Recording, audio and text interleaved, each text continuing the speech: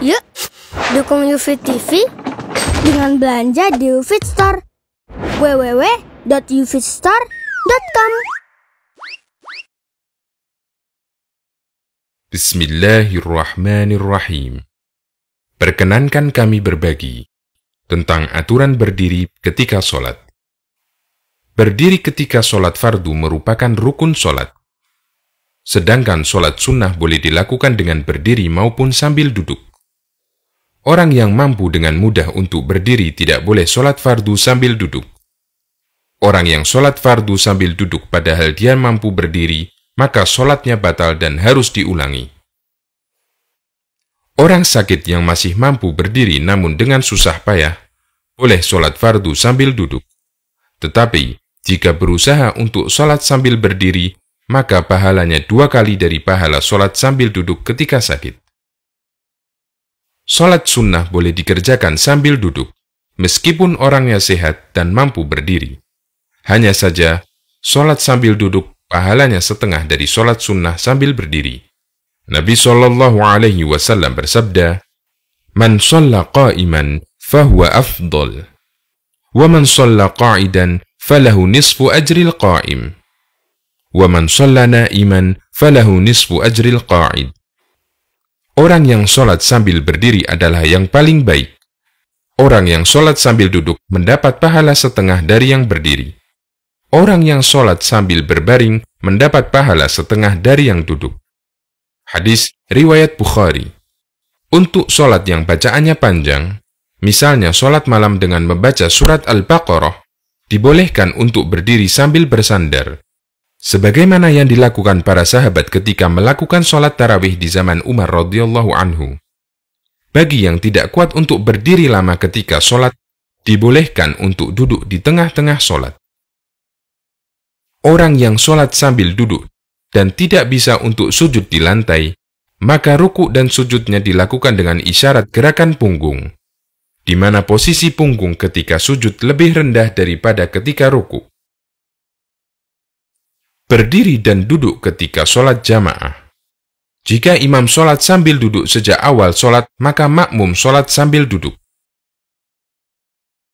Jika dari awal imam sholat sambil berdiri, kemudian di tengah sholat dia duduk, maka makmum tetap sholat sambil berdiri. Orang yang sholat sambil duduk boleh mengambil posisi duduk semampunya. Dengan rincian, jika dia masih mampu iftirosh atau tawaruk, maka dia harus duduk iftirosh atau tawaruk. Putra Ibnu Umar pernah melihat ayahnya sholat dengan duduk bersila. Dia pun ikut-ikutan ayahnya dengan duduk bersila ketika sholat, padahal dia masih muda. Melihat itu, Ibnu Umar melarangnya.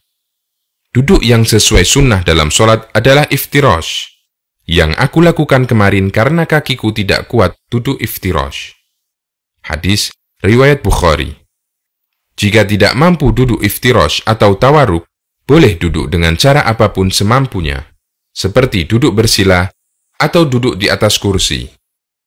Dari Aisyah radhiyallahu anha mengatakan, "Ra'aitun Nabiyya sallallahu alaihi wasallam yusalli mutarabbi'an." Aku melihat Nabi sallallahu alaihi wasallam salat sambil duduk bersila. Hadis riwayat An-Nasa'i dan disahihkan oleh Al-Albani. Orang sakit atau sudah tua yang masih mampu berdiri namun berat, boleh menggunakan tongkat atau semacamnya sebagai sandaran. Dari Ummu Qais bintu Mihsan radhiyallahu anha, bahwa Rasulullah sallallahu alaihi wasallam ketika sudah tua dan mulai gemuk, beliau meletakkan tongkat di tempat sholatnya, yang beliau gunakan untuk bersandar. Hadis riwayat Abu Dawud, Baihaqi dan disahihkan oleh Al-Albani. Keadaan kaki ketika berdiri dalam sholat adalah tidak terlalu lebar dan tidak terlalu sempit, kira-kira lurus dengan pundak. Kesalahan-kesalahan terkait dengan berdiri ketika sholat. Tidak serius ketika berdiri. Misalnya posisi kaki bengkok atau tidak tenang atau banyak bergerak. Tentu saja ini sangat mengganggu dalam sholat.